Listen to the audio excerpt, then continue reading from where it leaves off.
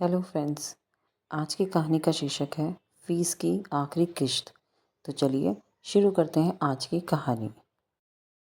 बाहर शाम अपनी पूरी रंगीनी पर उतर चुकी थी। नीचे आने जाने वाली गाड़ियों के हॉर्न, लोगों की तेज आवाज़ में उछलते जुमले, बाहर बालकनी से आती मोल भाव की आवाज़ें शाम के पुरजोर जवानी का किस्सा बयां कर रही थी।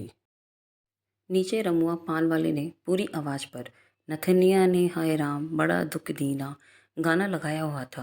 प्रेमा ने अपने आप को संभालते हुए पलंग से पांव नीचे रखा।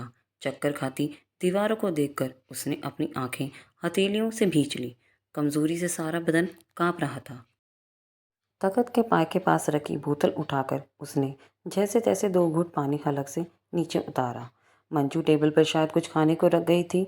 हाथ बढ़ाकर उसने उठाकर देखा। अखबार में लिपटे दो मक्खन लगे ब्रेड के टुकड़े थे। दो कोर खाकर उसने वापस अखबार के टुकड़े में लपेटकर उन्हें सिरहाने रख दिया।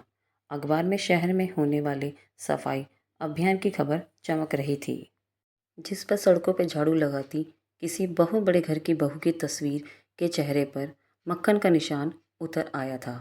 हफ्ते से कमरा कितना गंदा पड़ा हुआ था। हफ्ता हो गया इस मुए बुखार को अब के उतरने का नाम ही नहीं ले रहा।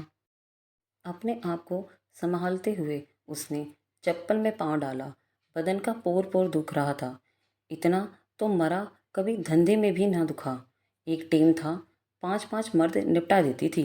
एक दिन में मजाल है चेहरे पे कोई शिकन भी आ जाए। और मर्द भी ऐसे वैसे नहीं, साले सारे के सारे बोराए सांड। जब भी किसी कमीने का अपनी बीवी से जीना भरता आ जाता उसके देह को रूंधने, इन मर्दों की सारी मर्दानगी रंडियों के बदन पर चढ़कर ही साबित होती है।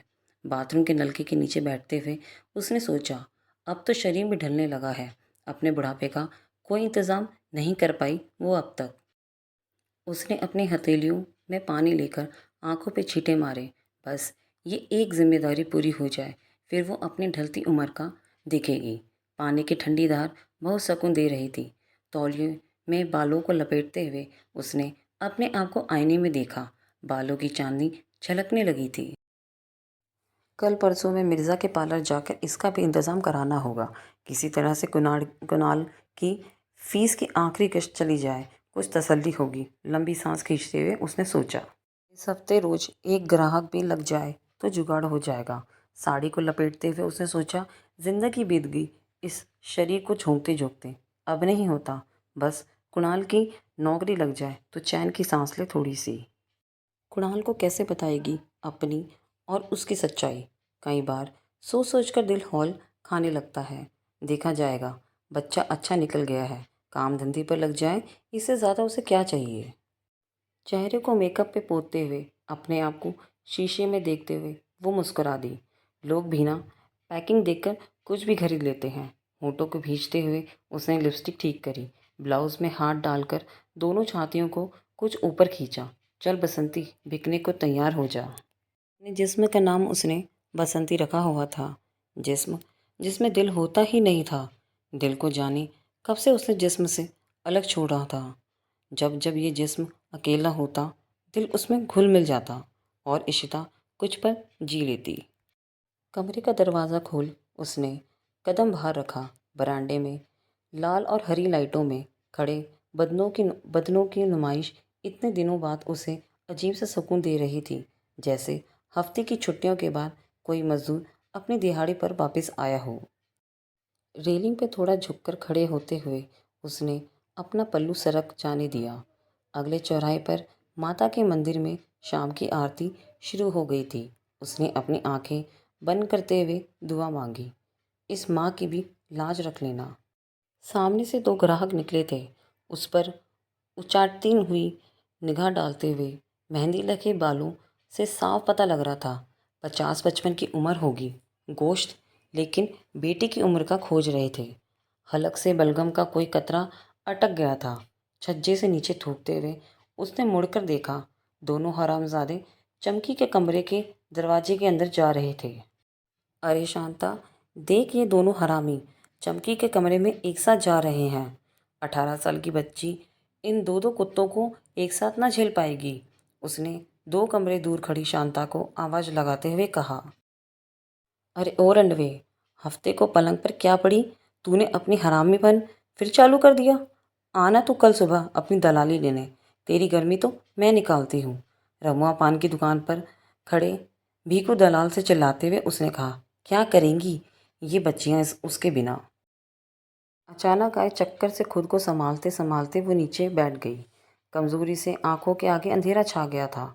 चेहरे पर हवा महसूस करके उसने धीरे से आंखें खोली। बगल में स्टूल पर बैठी शांता किसी पुरानी मैगजीन से हवा कर रही थी। छुटकी, मुनिया, कमला, सत्तो, सारी की सारी लड़कियां उसके चारों तरफ खड़ी उसे देख रही थी। अरे करम जलियों, धंधे के समय तुमने यहाँ मजमा लगाया हुआ है। जिंदा हूँ अभी, मरी नहीं हूँ। उसने उठने की कोशिश करी। लेटी रहो जीजी, मरे तुम्हारे दुश्मन, शांता ने उसके माथे पर हाथ रखते हुए कहा। लंबू के लौंडे को सीढ़ियों पर बिठा दिया है। कोई भी ग्राहक सीढ़ियाँ चढ़ेगा तो वो बता देगा, सत्तू ने अपनी आंखें पोंछते हुए कहा। अरे नास बेटी, धंधे के टेम छज्जा नंगा पड़ा हुआ है। चलो चलो अपने अपने धंधे पर लगो। त्योहारों का टेम है। इन कमीनों की जेबें भरी हुई हैं और लंगोट भरी। उसने इशारे से सत्तू को पास बुलाकर उसके चेहरे को थपथपाते हुए कहा, चलो चलो सब की सब निकलो यहाँ से। उसका गला सूख सा रहा था। कोई नहीं, तुम लोग निकलो धंधे पे। मेरा आज का एक निपट चुका है। मैं जीजी के पास रुकती हूँ। शांता ने सहारा देकर पानी का गिलास उसके मुंह से लगाते हुए कहा। और देखना, चमकी निपट जाए तो इधर भेज देना। इस बच्ची को समझाना बहुत ज़रूरी है। ऐसा करेगी तो टेम से पहले ही रुंध जाएगी। शांता धीरे धीरे उसका माथा सहला रही थी। बचपन में गांव में जब जब अम्मा का सिर दुखता था, वो भी अपनी हथेलियों से उसका माथा ऐसे ही घंटों सहलाती रहती थी। अब तो अम्मा की सूरत भी बिसराने लगी है। अरे मुनिया, लंबू के लौंडे को बोलना 2 चाय और बच्चे वाला बिस्किट का पैकेट पकड़ा देगा। ढाबे पे रहमत चाचा को कहला देना, जीजी के लिए पतली खिचड़ी बना देंगे। शांता ने स्टूल से उठते हुए कहा। अरे मुझे बिल्कुल भूख नहीं है, वह शांता की बाँह पकड़कर बुदबुदाई। तुम तो चुप ही रहो जीजी, भूख क्यों मर गई है, देख लिया है हमने। उसके तकिए के नीचे से कुणाल की फीस का नोटिस निकालते हुए शांता घुर्राई। ये तुझे कहाँ से मिला? इशिता ने नोटिस शांता के हाथ से लेने की कोशिश करते हुए कहा। वहीं जहाँ तुमने छिपाया था। अब समझ आ रहा है हमें इतने दिनों से इतनी परेशान क्यों रह रही थी। नहीं री, ऐसा कुछ नहीं है। अब हमसे तो न खेला करो। 15 साल से जानते हैं तुम्हें। तुम ही ने हमारे आंसू पोंछ कर हमें सिखाया था। अब यही हमारी दहलीज, यही हमारा आंगन। हम सब ही एक दूसरे की बहू बेटियाँ, हम सब ही एक दूसरे की संगी सहेली। जी हमारे आंसू तो पोंछती रही, अपने आंसू न देखने दिए। शांता की आंखों से सालों बाद आंसुओं का रुका हुआ दरिया बह निकला था। ना शांता ना, रहने दो जीजी, कर दी ना आज तुमने शरीफों की अपने परायों वाली बात। जीजी, तुमने ही कहा था ना, हम रंडियों के जिस्म होते हैं, दिल नहीं। दिल तो शरीफों की बकौती है। जो दिल नहीं तो अपना पराया नहीं। फिर जीजी क्यों? शांता इशिता की गोद में सर रख के ज़ोर ज़ोर से सुबकने लगी। दरवाजे पर रहमत चाचा चाय का कप लिए खड़े थे। बिटिया, अस्सलाम वालेकुम। रहमत चाचा, दोनों औरतों ने अपने अपने पल्ले से सिर ढकते हुए कहा। वालेकुम अस्सलाम। बिटिया याद है 24 साल पहले जब तुझे तेरा पति यहाँ बेच गया था? तेरे आंसू पोंछते हुए मैंने और बीजी ने तुझे समझाया था, घबरा मत, इस गली में सिर्फ जिस्म बेचते हैं, रिश्ते नहीं। चलो अब दोनों चाय पी लो, अभी खिचड़ी भेजता हूँ। रहमत चाचा, कल से 20 दिनों तक हर लड़की अपनी एक एक दिन की कमाई आपके पास जमा करेगी।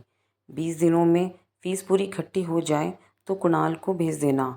शांता ने नोटिस का कागज रहमत चाचा को पकड़ाते हुए कहा।